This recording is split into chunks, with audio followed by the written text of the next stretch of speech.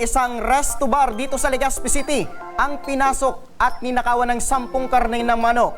Ang pangyayaring ito sa pool sa CCTV. Panoorin po natin ito.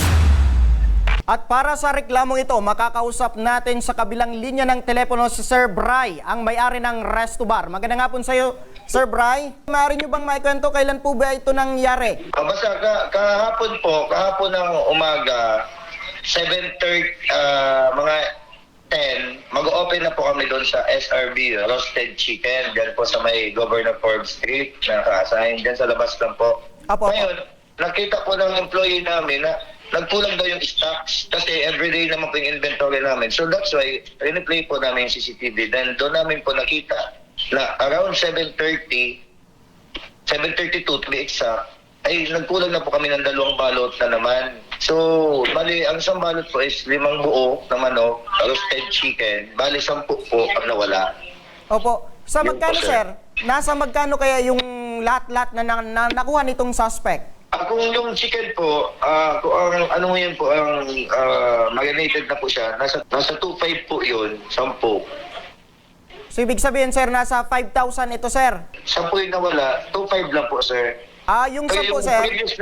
may previous na kami, sir, na incident na nawalan, mga last January lang po, second week of January, nawalan din po kami ng 10 manok.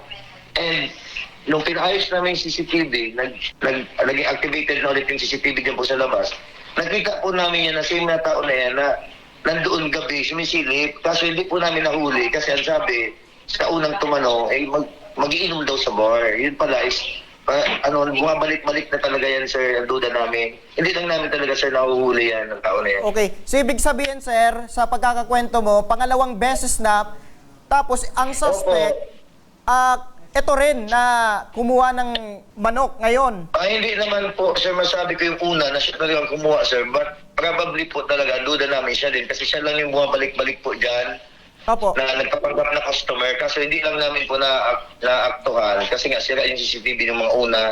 Kaya ngayon po, nakuhaan na namin talaga siya. That's why naging kami po ng tulong sa publiko na kung sino man po ang nakakilala sa tao na yan, at least po, mapunta namin. Opo. Para po matigil na po ang masamang gawain niya na nakaka-apekto na po sa amin talaga.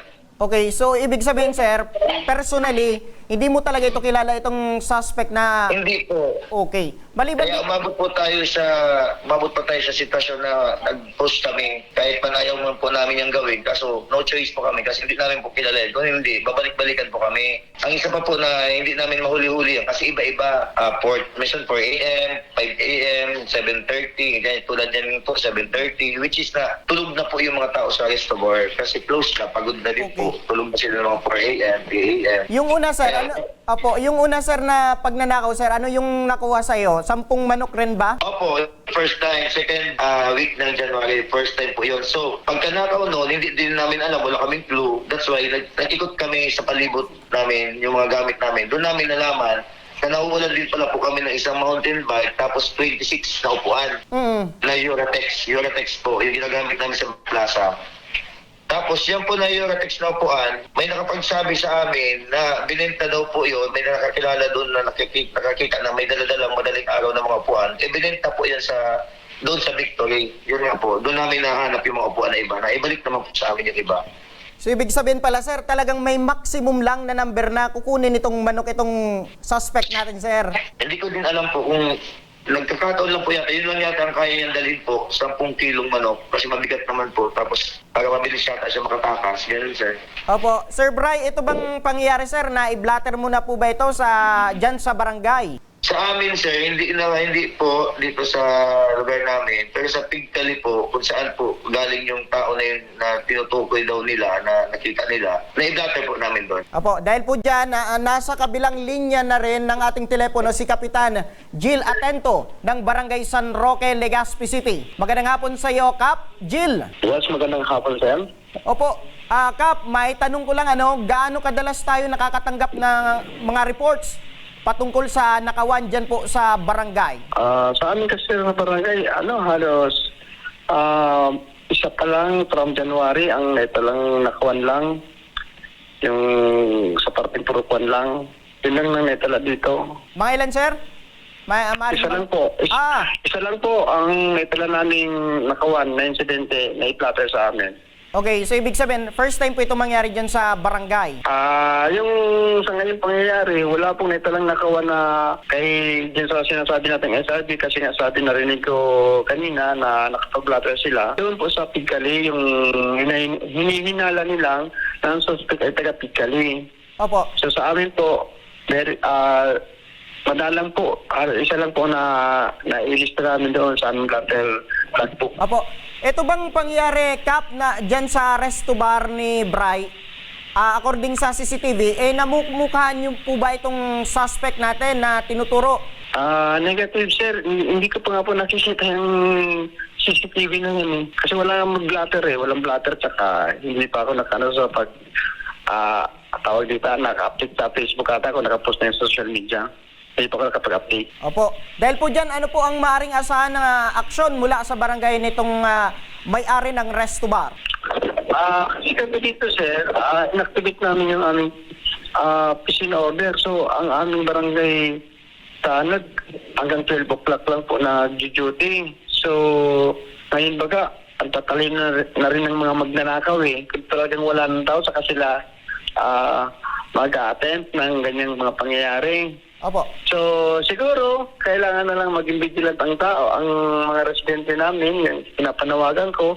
Tapos talaga papasiguruhin natin yung mga anak na ating mga pintuan or establishment natin na siguro na kahit anong pagod natin, huwag natin hayaan na mamigyan po natin sila ng pagkakataon na makapagawa ng masama. So, nasa sa atin na rin kung paano natin gagawin ang seguridad sa ating bahay. Opo, tama po, Kap, na dapat hindi dapat bigyan ng chance itong mga kawatan para hindi na mabiktima ng ganitong insidente. Opo, dapat po. Opo, dahil po dyan, maraming salamat po, Kapitan Jill Atento ng Barangay San Roque, Legazpi City. Maraming salamat po. Salamat po, sir. Opo, para sa maaring legal na aksyon, ito, makakasama natin ngayong hapon si Police Executive Master Sergeant Carlos Panya, ang tagapagsalita ng Legazpi City Police Station.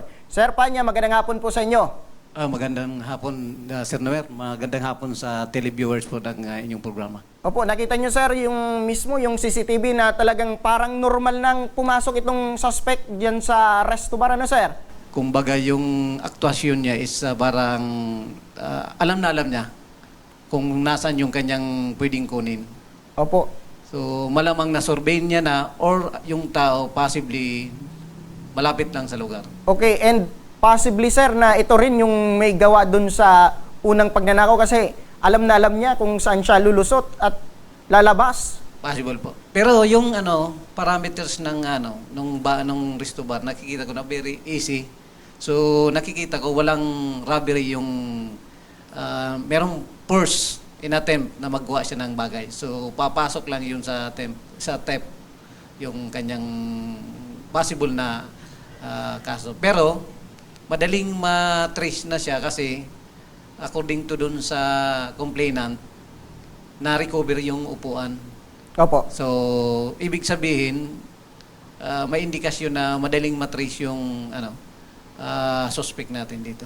Opo. Dahil po dyan, Sir Panya, ano po yung maaring legal na aksyon na pwedeng asahan po ni Sir Bray itong may-ari ng resto bar? Ito po nga, inaantay ko sana kanina siya, magkausap kami personally. Pero, maganda rin po na kung magkita kami ngayon, sasamahan ko siya sa para yung initially yung magkakandak ng investigation nating mga investigador sa lugar, then ma-follow up na din kung sino yung binintahan, and doon pa lang posibleng makakuha tayo ng identification ng suspect kung hindi kilala ng Kasi hindi naman siguro magbibenta yung ano, kaya bibili yung ano. Otherwise, yung bumibili, may kalalagyan din siya, kaya pwede siyang masampahan din ng kaso. Ay, so ibig sabihin, sir, pag galing sa nakaw, sir, itong mga gamit, Yes, may kaakibat rin na kaso, Yes, pwede yes. siyang madamay dito sa kaso, sir. Papasok po yun sa anti-fencing law.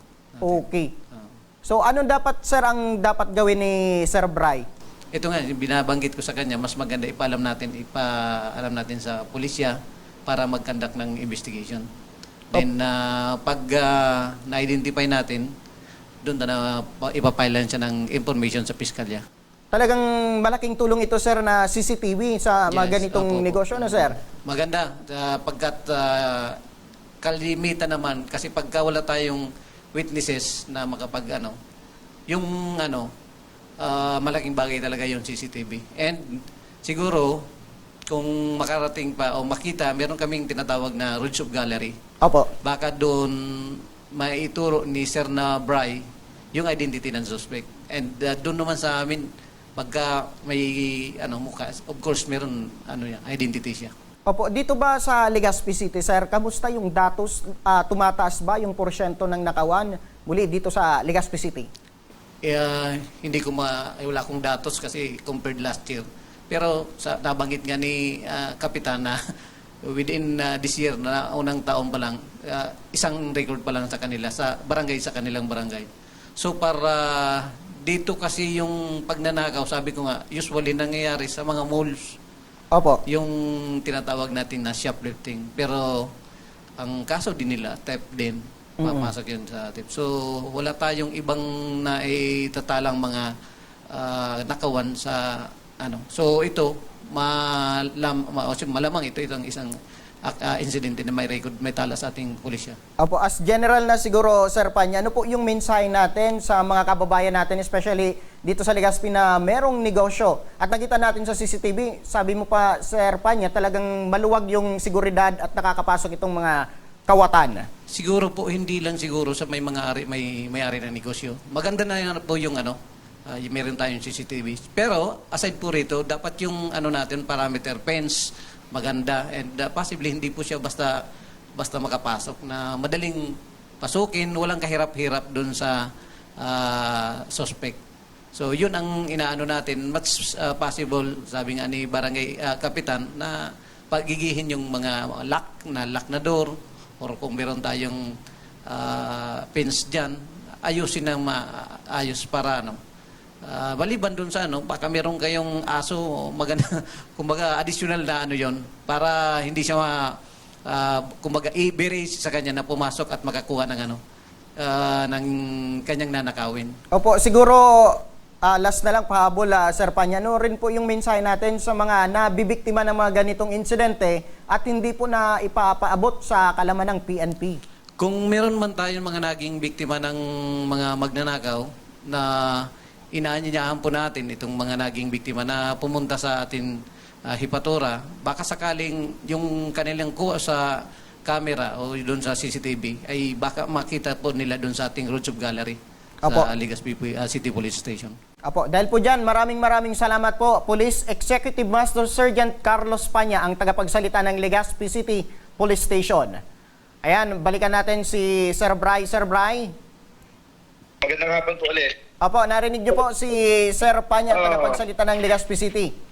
Apo, tsaka sikap natin to ng San Roque po. Apo, pati po ang aming programa ay tutulong po at inaasahan pa para mas mabilis na matukoy itong suspect at masampanan ng kaso, sir.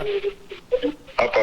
Apo, maraming salamat din, sir, sa tiwala po sa aming programa at naipabot niyo po itong reklamo po ninyong hapon para hindi na or matigil na itong pagnanakaw po ng suspect at kumbaga wala nang mabiktima pa ito. Opo, salamat. Pero nais niyo po ba kunin din ang aking parating para sa mga... Apo, sige po, sir. Nais ko lang din pong magpasalamat sa Kapitan ng San Roque sa mga sinabi niya po na lagi lang po siyang nakabantay sa aming barangay at sa mga advice po sa pulis na dagdag seguridad sa mga nagnenegosyo. Salamat din po. And then po sa mga kapwa ko negosyante na nabibiktima, Tama lang din po na maglagay tayo ng mga CCTV, protection.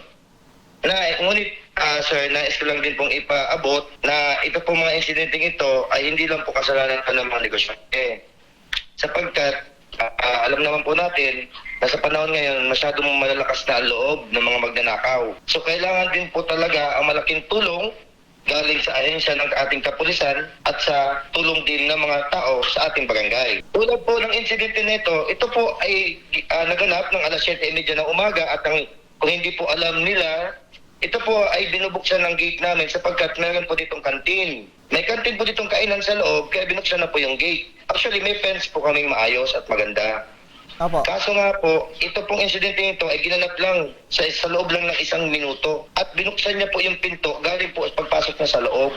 Kaya sa madaling sabi po, ang ganitong mga kaganapan ay talaga pong talamak na sobra po na ito ay hindi na po kaya ng mga maliliit na negosyante kung ito po ay hindi tutulungan ng mga opisyales at ng mga taong katulad nyo po ng programa nyo na na-open up sa aming maliliit na negosyante.